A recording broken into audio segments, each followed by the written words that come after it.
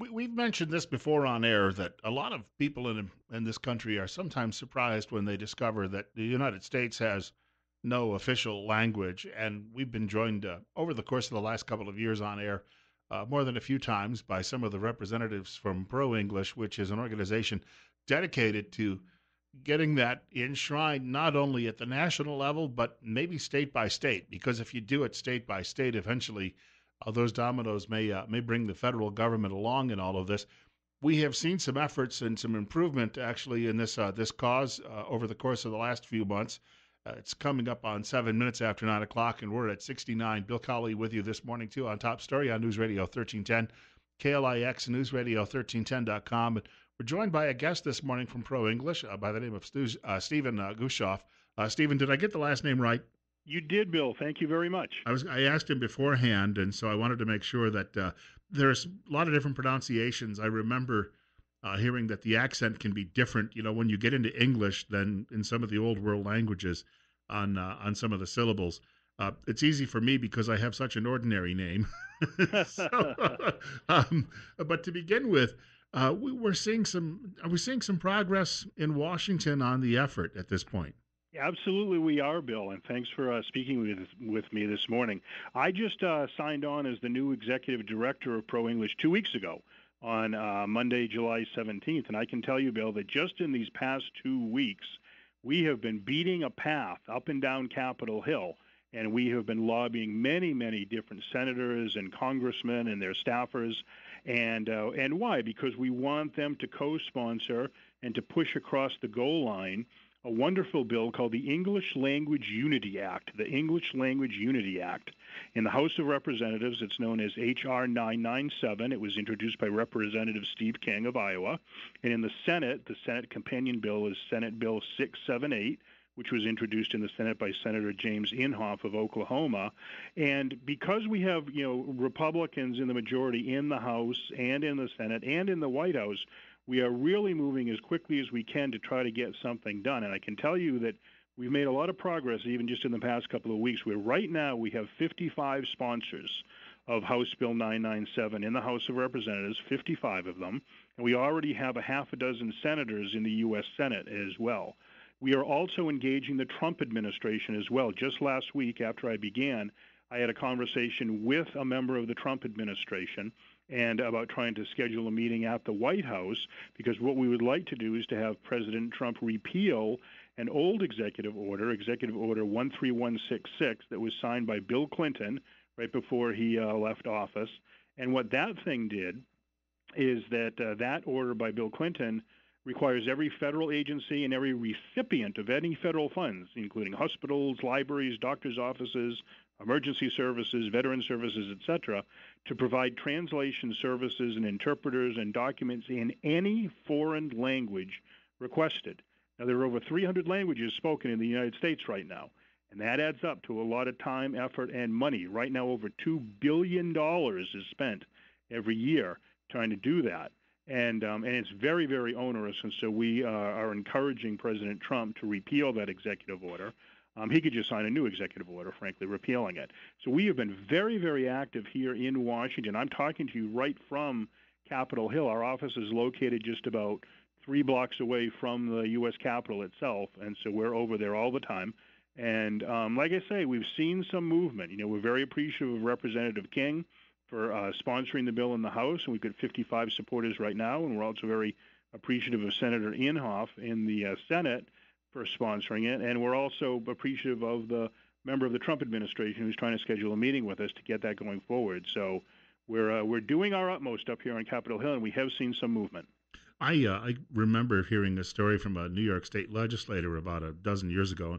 We here in flyover country don't necessarily have quite the pressures, but she was telling me that at the time, and it's probably much, much worse now, they were teaching students in 18 different languages in New York City schools. Now, when that happened and the state went along with it, then that also became imposed on, school districts in small towns, dairy farming towns across the state. And the taxpayers were just, beside themselves with having to cover all of these costs. Mm-hmm.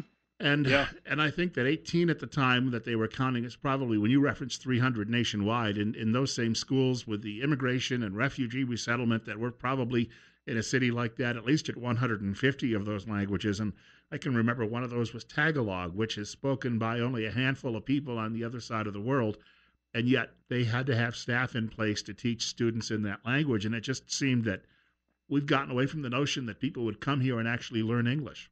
I know, you're absolutely right. And it's interesting because even the Clinton executive order that I talked about before, that we're hoping that President Trump will repeal soon, one part of that order stated that if you are a recipient of federal funds and even one person asks for a translation or interpretation in a different language, you have to provide that to them, even if it's just one person.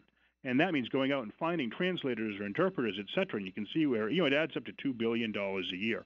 You're right about education as well, because that goes into the issue, something that we're fighting in terms of bilingual education, where in many states, students for whom English is not their native language are taught in their native language while they're learning English at the same time.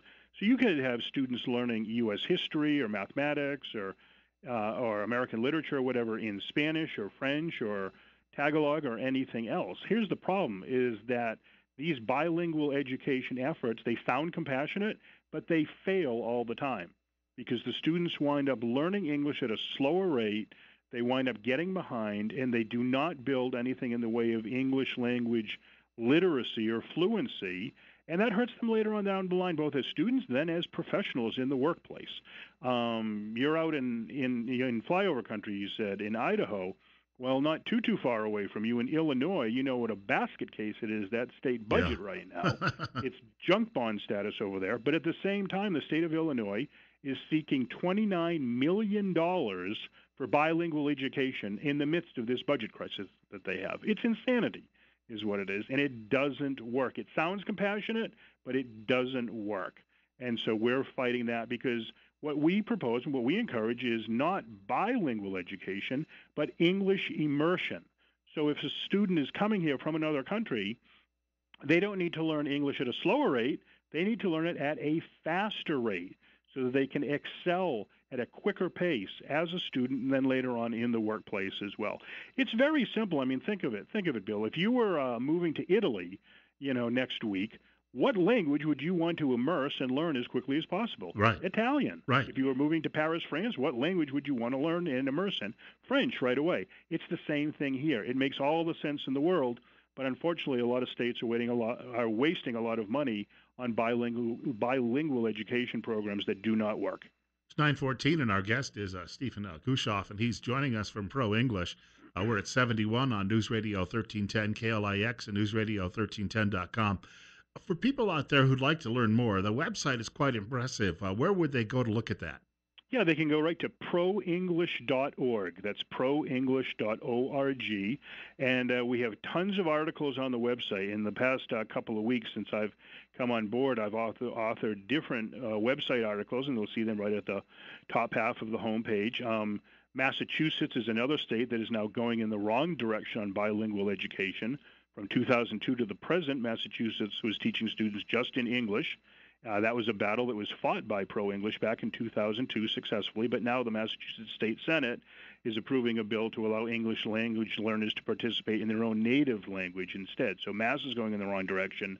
Illinois is going in the wrong direction. But like I say, here on Capitol Hill, we've seen some good traction and headway and success in getting lots of sponsors. And so people can read online about Representative Steve King. He made some wonderful floor remarks on the floor of the House of Representatives recently on behalf of House Bill 997. McDonald's, the Golden Arches, they have a wonderful program that we have written about called English Under the Arches, where they teach English to their workers. And so we congratulate McDonald's for doing that. So there's lots and lots of information on the website. If people are willing to donate to us, that's wonderful since we're a 501c3 nonprofit organization. And we keep people up to date with all of our activities here on Capitol Hill and all across the country as well to try to make English the official language of our government and our nation. Now that you've got me thinking about French fries. Yeah, almost lunchtime, yeah. I have a friend who served about a dozen years in state legislature in Delaware, and Hmm. every session he would introduce the English only or English language bill. English is a state language, official state language bill, and it just wouldn't fly. And every year, the state's biggest newspaper would rail against him in editorials as being a bigot and a racist. And it seems to me that the public in his district would send him back over and over again with overwhelming numbers in elections. But you just can't overcome some of the, it seems, opposition from the American left, especially in media. Well, from the American left, but it's and in many ways it's even similar to Obamacare. Look at the challenges that the Trump administration is having with regard to repealing and replacing Obamacare right here on Capitol Hill. You're right, because right now in the United States there are 32 states that have declared English as their official language. And when we go up onto Capitol Hill, again, we get a great reception from lots of legislators, but there are lots of legislators that still have to sign on as co-sponsors. They say, that's great, Steve. We love what Pro English is doing, and I'm with you on official English. And yeah, I'll get back to you as an official sponsor soon. But then you don't hear anything. And so we have to push against that and get them to commit at a higher level. And so you see that both at the state level and at the federal level here in Washington. And that's why we do what we do right here on Capitol Hill, where we don't just shake their hand and say, thank you very much, and walk away. We keep at it and keep engaging them, because a lot of times this takes several visits or phone calls or texts or emails or whatever to get someone to sign on the dotted line. And so whether you're talking about Delaware, as in your example, or up here on Capitol Hill, it's the same thing where there has to be a lot of persistence. But we see now that Obama is out of office, we have Trump in office, and the Republicans in control of the House and the Senate, that we really want to try to make hay while the sun shines at this point, where this is an opportunity that did not exist for the past 8 years to try to do something. So we're doing our utmost here to be successful. Before we wrap up, once again, for people who'd like to check out the website, where do you send them? www.proenglish.org. Again, proenglish.org. And they can find ways to get involved too, right?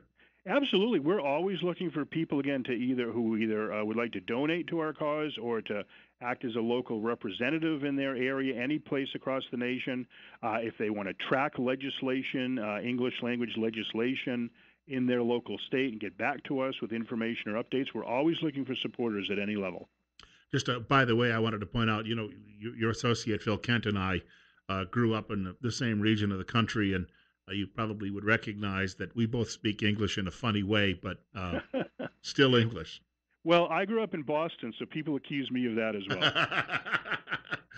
Thank you for your time and wish you great luck on this cause. Thank you, sir. I appreciate it. Have a great day. You too. Thank you very much. Stephen Gushoff joining us this morning from Pro English, from an office, as he pointed out, very close to the Capitol in Washington, where this effort goes on. And the two competing bills, well, not competing, the two companion bills, let me put it that way, H.R. 997 in the House.